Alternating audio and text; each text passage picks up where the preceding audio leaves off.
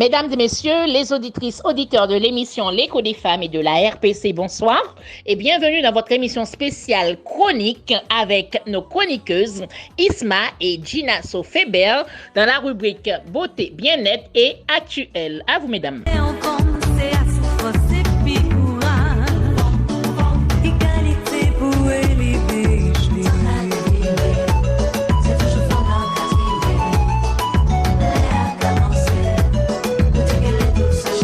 Bonsoir Lydia, bonsoir aux auditeurs et auditrices de la radio Passion Culturelle.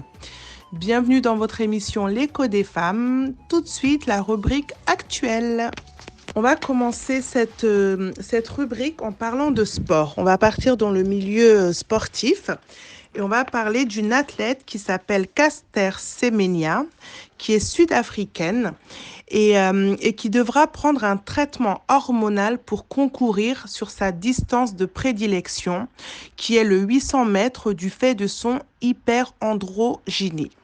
Je rappelle juste que l'hyperandrogynie, en fait, donc c'est une maladie et c'est un excès d'androgènes, donc des hormones masculines, en fait, voilà, qu'on a dans le sang, qui circulent dans le sang. Et dans certains cas, les femmes, pour des raisons diverses, peuvent produire trop d'hormones masculines dans leur corps. Donc c'est le cas de cette athlète, en fait. La justice suisse a tranché. Donc, Madame Semenya, qui a donc un taux naturel de testostérone qui est beaucoup trop élevé, donc ne peut concourir avec les femmes si elle ne prend pas ce traitement. Vous vous imaginez comment Caster Semenya est. Donc, elle se dit complètement déçue, complètement voilà choquée de cette décision et qu'elle refuse de se laisser droguer ou empêcher d'être qui elle est en fait.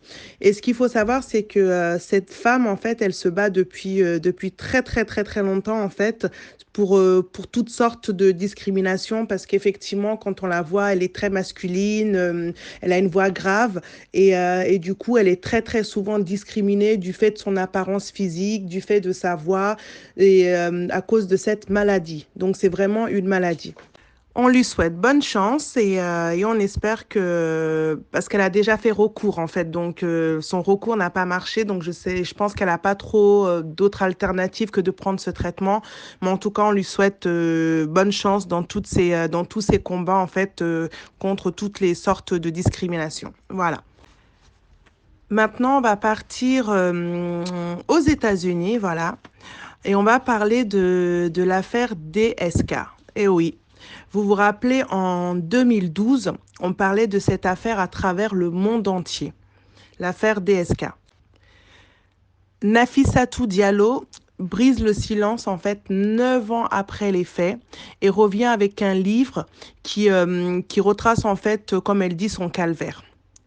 Nafissatou Diallo, si vous vous rappelez, c'est celle qui accusait donc Dominique Strauss-Kahn à l'époque d'agression sexuelle dans un hôtel Sofitel de New York.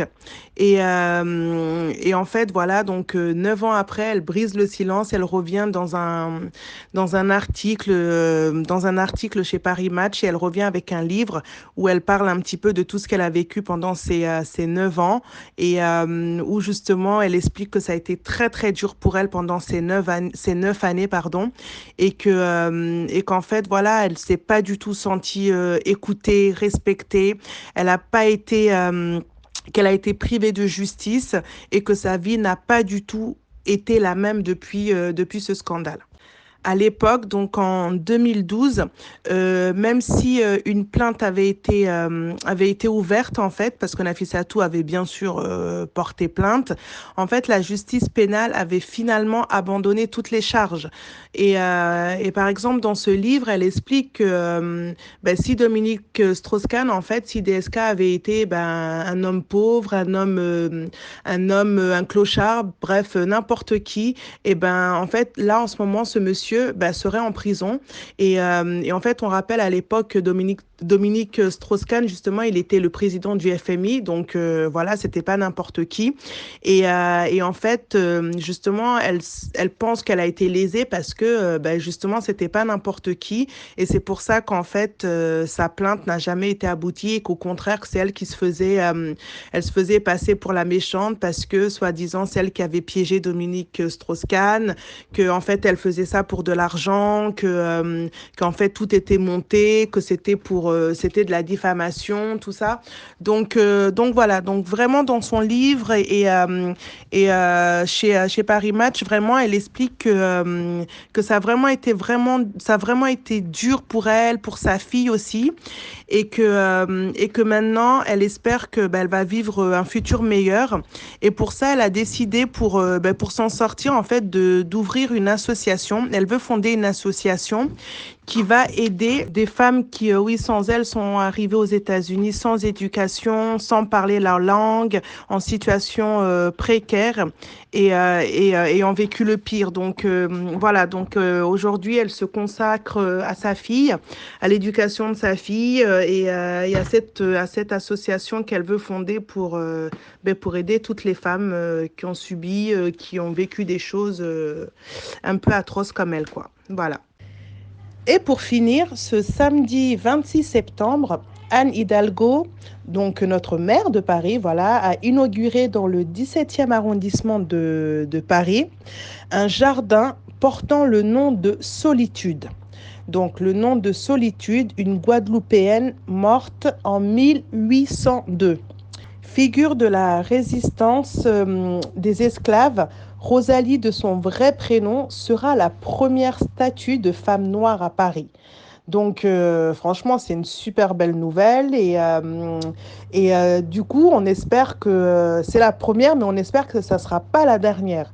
Donc, voilà, c'est une très belle chose. Surtout que, effectivement, à Paris, il y a énormément de statues, de personnages grecs, de mythologie, de choses comme ça, d'hommes. On voit énormément de statues d'hommes, mais mais rarement des femmes. Donc là, c'est une femme. En plus, c'est une noire, donc voilà, donc c'est une belle chose. Et comme je dis, on espère que c'est pas la dernière. Voilà pour mes petites actus.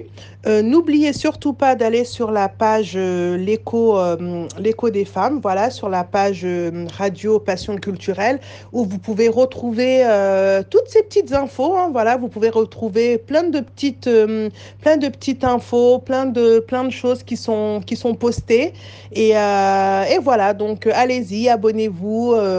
Je vous souhaite à tous et à toutes une très bonne soirée. Bonne soirée aussi à toi, Lydia, bien sûr.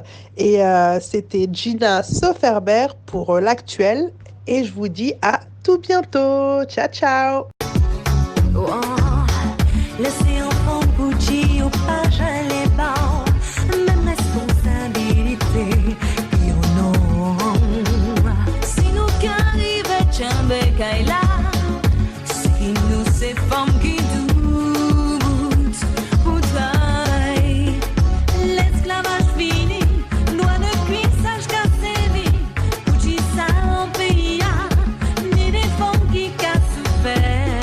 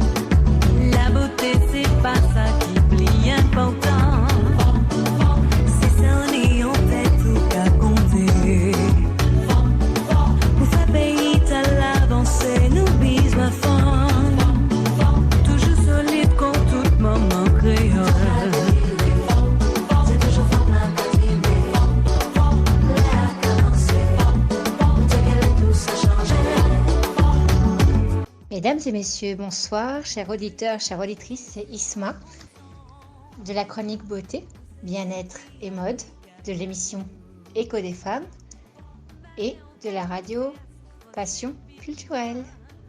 Aujourd'hui, nous allons parler en fait du bien-être et plus particulièrement des 11 produits naturels qui ont fait leurs preuves scientifiquement.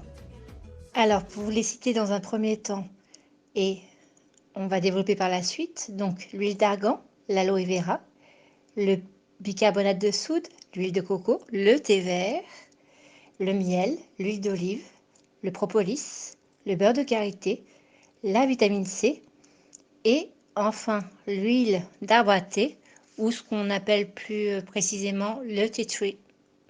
J'ai souvent entendu dire que notre santé extérieure, notamment la peau, dépendait souvent de la santé intérieure. Et ce qui est tout à fait vrai. Par mon expérience, notamment en vente chez Eurosanté Beauté, en parapharmacie, et chez Nocibé par la suite, je reconnais les types de peau,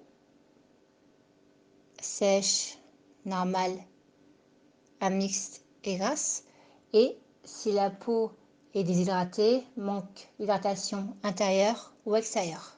Également concernant l'acné. Alors, pour commencer, on va parler de l'huile d'argan, qui, comme vous le savez, est tirée de l'arganier. C'est un arbre qu'on trouve au Maroc et qui pousse au Maroc. Cette huile d'arganier est fréquemment utilisée par les femmes maghrébines pour leurs bienfaits sur la peau. Elles l'utilisent notamment comme traitement contre les rides, le psoriasis, les brûlures et également l'acné, car il est riche en acide linoléique. L'huile d'argan contient aussi de la vitamine E qui empêche le vieillissement de la peau et réduit la cicatrisation de l'épiderme. On l'utilise également chez les femmes maghrébines, marocaines notamment, mais aussi algériennes et tunisiennes. L'huile d'argan pour les cheveux, qui les rend doux et brillants, idéal pour les soins après shampoing, surtout pour éviter les pointes fourchues. En fait, l'huile d'argan permet de dompter et lisser les cheveux, tout en leur donnant de l'éclat. Pour continuer, on va parler plus longuement de l'aloe vera, dont les bienfaits sont largement reconnus et qui permet notamment de soulager et régénérer naturellement l'épiderme. Des études ont confirmé que l'aloe vera est un antiseptique puissant, très efficace et qui élimine notamment les moisissures, les bactéries, les mycoses et champignons et les virus. L'aloe vera accélère la guérison des plaies, effet cicatrisant puissant, plus rapide pour l'acné. Et en beauté, on l'utilise notamment pour le gommage, notamment un soin exfoliant et des masques pour le corps. Il fait pousser les cheveux, élimine les pellicules. Et l'aloe vera, l'astuce clé, on peut l'utiliser en tant que démaquillant naturel. Pour le côté interne et aussi en externe, il apaise les troubles gastro-intestinaux pour l'indigestion, soulage les aigreurs d'estomac, l'arthrose et le rhumatisme, notamment en buvant un peu de jus d'aloe vera. Et enfin, cela réduit le taux de cholestérol et les triglycérides. Et boire du jus d'aloe vera régulièrement, quotidiennement, permet de préserver la santé du cœur. Il y a beaucoup d'autres bienfaits pour l'aloe vera. Je vous en ai cité quelques-uns. Pour continuer, le bicarbonate de soude, vous connaissez aussi les effets pour l'entretien et le nettoyage de la maison. Les effets efficaces, c'est ce qui rejoint en fait aussi le bien-être de nos maisons. Et comme vous devez le savoir, c'est un remède efficace, notamment pour blanchir les dents. Et également pour lutter contre la mauvaise haleine, lutter contre les odeurs corporelles, les mauvaises odeurs corporelles. Continuons avec une de mes huiles préférées, notamment l'huile de coco, qui est un produit naturel efficace pour traiter les problèmes de peau, notamment.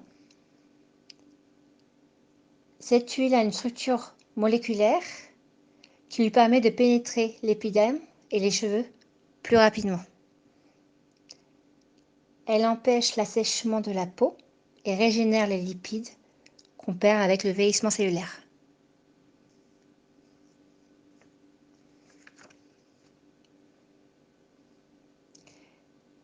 L'huile de coco a un effet aussi régénératrice sur les plaies et blessures de l'épiderme. Notamment, elle aide à cicatriser. Elle aide également à lutter contre l'eczéma. Et aussi, on utilise l'huile de coco pour soigner et empêcher les éruptions d'acné. Vous êtes adepte du thé vert? Moi aussi. Sachez qu'il protège la peau contre les effets nocifs des rayons UV. Il a des effets antioxydants puissants.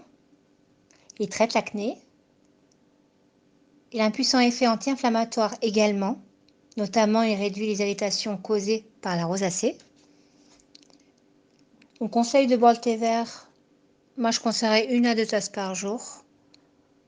C'est amplement suffisant car il contient pas mal de caféine. Et notamment, si vous êtes une femme et que vous souffrez d'anémie ou de manque de fer, il faut le boire en bon escient.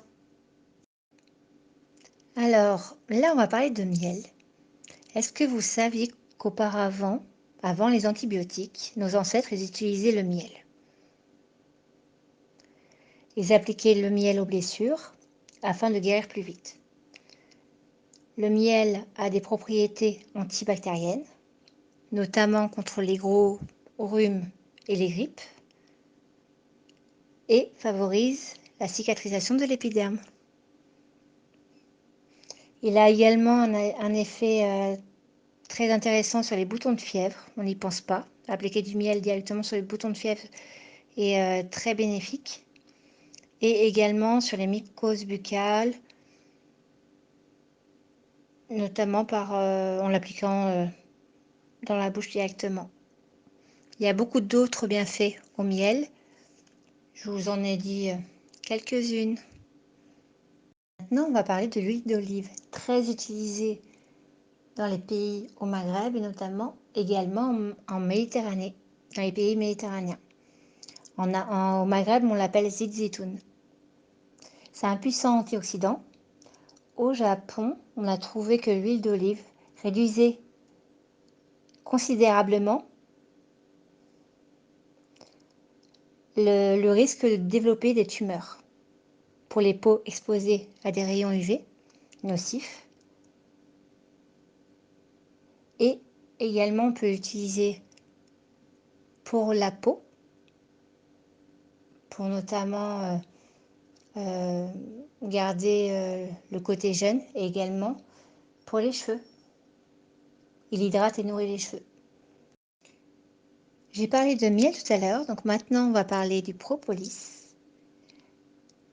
Vous savez ce que c'est?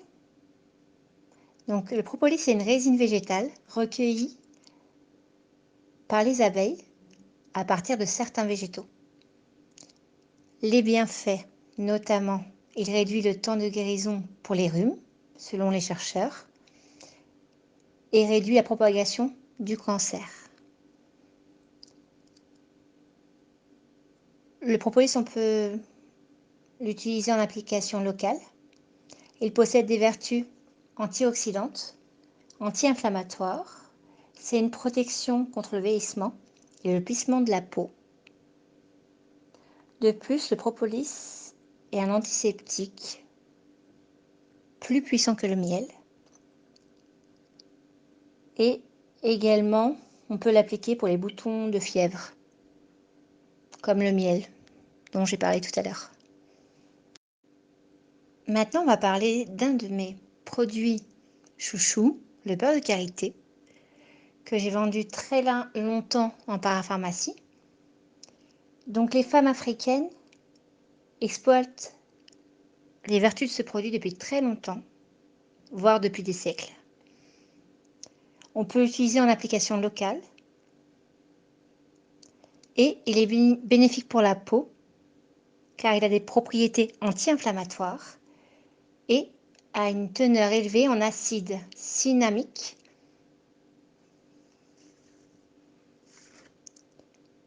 qui réduit considérablement les dégâts causés par les rayons UV du soleil.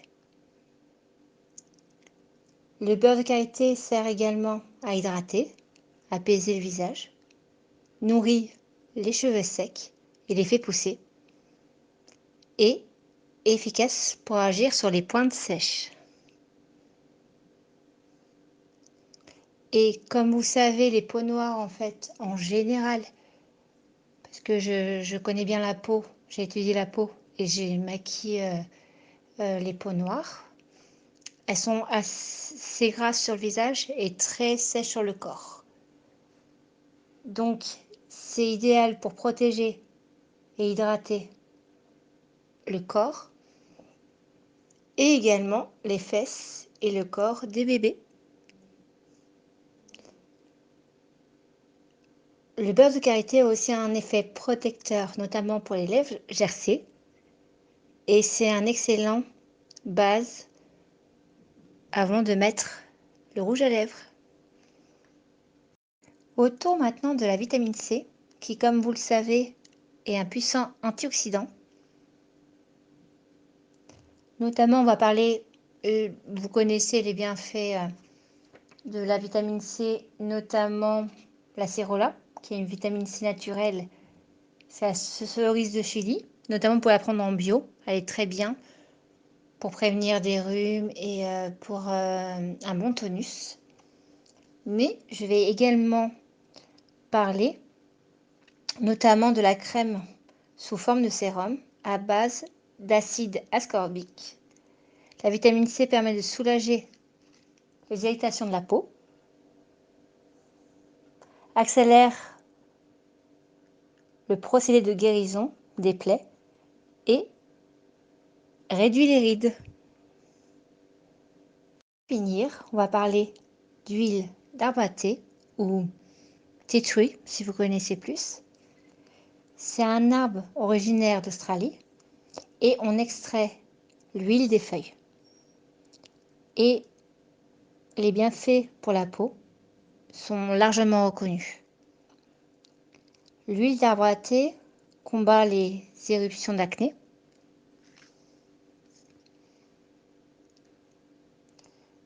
notamment en fait les produits contre l'acné à base de peroxyde de benzol. Il y a beaucoup de gens qui prenaient des traitements à base de ce produit et qui en fait a un effet cancérigène. L'huile d'arbre à thé est tout aussi efficace que le peroxyde de benzol pour éliminer les éruptions de l'acné. En fait, le traitement à base de ce produit prend un peu plus de temps, mais a beaucoup moins d'effets secondaires, comme on sait pour les traitements anti-acné, notamment de l'époque.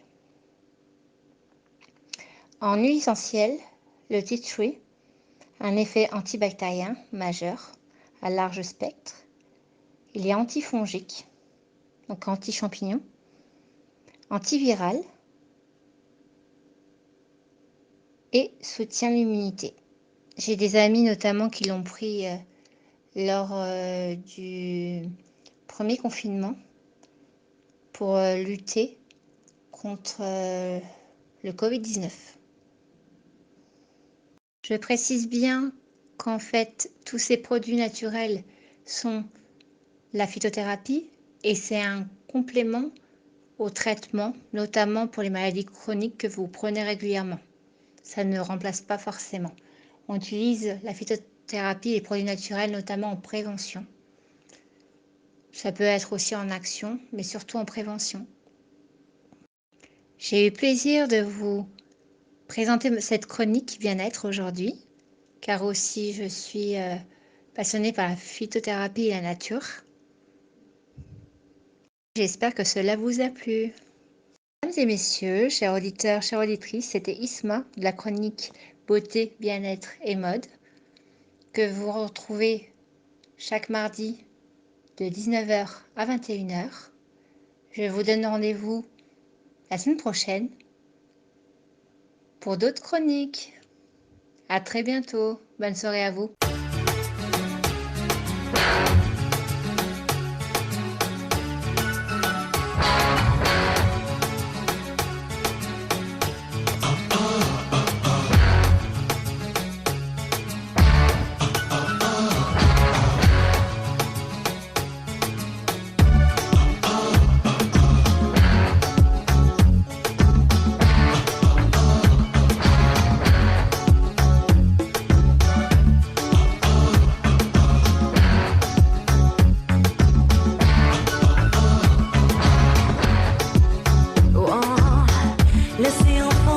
L'émission spéciale chronique.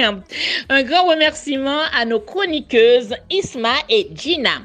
Un petit rappel avant de terminer, je vous rappelle que l'Écho des femmes est une émission qui a pour but de mettre en lumière certaines femmes qui restent dans l'ombre, mettre en lumière des réalisations faites par des femmes qui sont déjà en lumière, promouvoir la réussite et le progrès des femmes, promouvoir les femmes tout simplement, accompagner les femmes dans leur quotidien de manière générale, beauté, mode, ciné, art et culture, promouvoir l'entrepreneuriat au féminin ou la professionnalisation des femmes, valoriser l'insertion des femmes à des corps de métier souvent ignorés par la société, autre aspect au féminin.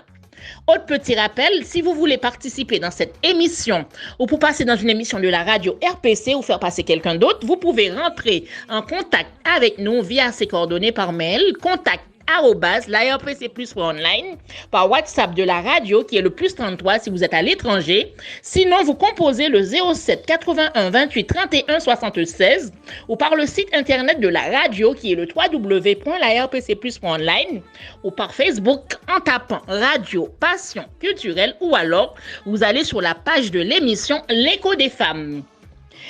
Ou passez nous voir directement au studio qui se trouve au 141 avenue de Verdun, à ici les Moulineaux. Merci beaucoup. À la semaine prochaine.